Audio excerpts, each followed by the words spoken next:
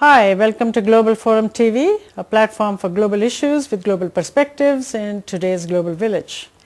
In this segment of Global Forum, we continue with the series India 2025, in which we bring you eminent personalities from India to share their vision, opinions and views on India 2025.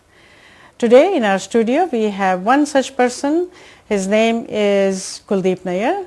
Kuldip Nayar is an eminent journalist and he is a front-rank journalist. He is a well-known writer and very erudite editor. He was educated in Northwestern University in the USA. After that he got a doctorate.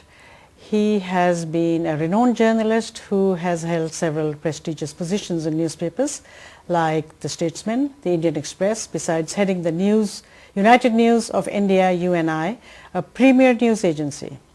Mr. Nayar was India's High Commissioner to the United Kingdom. He was the correspondent of The Times, London for 25 years. He retired from the Rajya Sabha in August of 2003. He has been chairperson of Citizens of Democracy, a human rights organization. Mr. Nayar is the recipient of several academic awards, including Lord Astor Award for Press Freedom and several other awards which are difficult to list here. He is a member of the Hall of Fame on the Northwestern University. He is a prolific writer and has numerous works to his credit, including Between the Lines, India, The Critical Years, India After Nehru, In Jail, Report on Afghanistan, Tragedy of Punjab, India House, The Martyr Bhagat Singh, Experiments in Revolution. Mr. Kuldip Nayar has been a prolific journalist for the last 50 years now, and his syndicated column is published in more than 70 newspapers all across Asia. Welcome to Global Forum, Mr. Kuldip Nayar. We have some questions for you, and one of them is, how do you see India on the world scene today?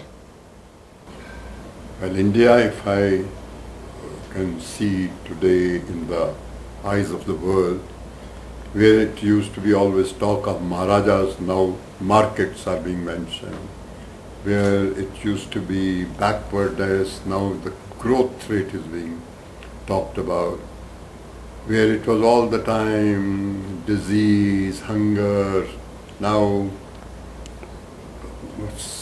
email or this software and other things are now in the fore.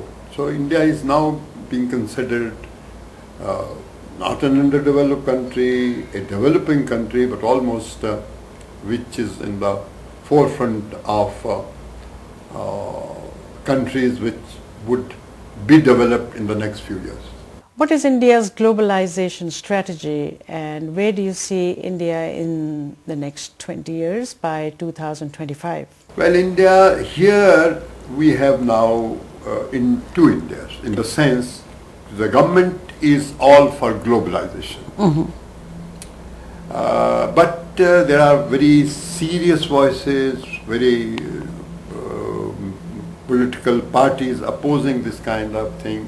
We want globalization, yes, but we want globalization with our perspective in view. And our perspective in view is that there are small people here, there are people in the field and factories, and so we do not want them to be squeezed out. Unemployment part should be primarily for us.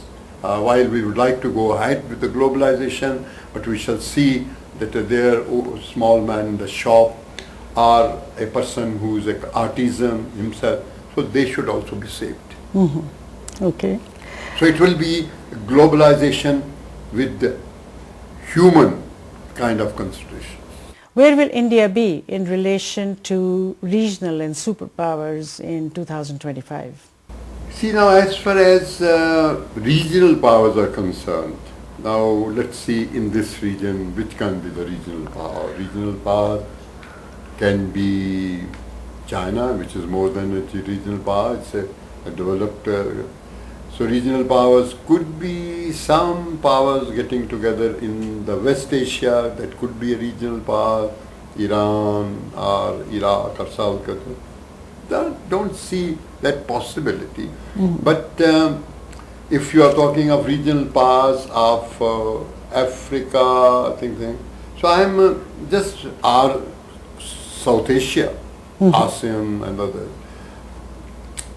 I think India's relationship with the regional powers will be very intimate, will be very close in the sense that they are from the same region and they understand our problem, and they not only understand our problem but also live those kind of problems. So that I would say that regional powers relationship would be very close, and I hope that someday we in India will be a power, not India only, but a power we shall have from Afghanistan to Burma is some kind of a common market and one visa, one passport. Because I'm envisaging that 20 years. 2020, that our problem with Pakistan, Bangladesh, etc. would have settled down after what are the problems? Not really many. So, and we will all be working towards making the region self-sufficient and also be counted. Because now the West is, and also you must please understand that we have in this region a very rich culture, a culture which is quite different from Europe or from America, etc. So we don't want that culture to be swamped or effaced. Yes, we want cooperation with the West, and I think we can copy some good things from the West. But as far as our own spiritual heritage is concerned, we shall maintain it. Good. And so our relation with the big powers will be that of equality, and we are an entity, and so we should be respected that way. If we were to assume that by 2025, Russia, China, Brazil, European Union and USA and India will be centers of power, what kind of alliances and rifts do you see between them and India? I think something has already started. That is India, Japan, Australia.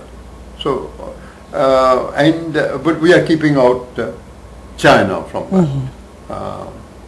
And China has protested against it. Why not? When I said India, I'm talking of now India, a bigger India, where we also having cooperation now, Pakistan. Though I believe China is trying that Pakistan should be weaned away from this kind of arrangement and come to the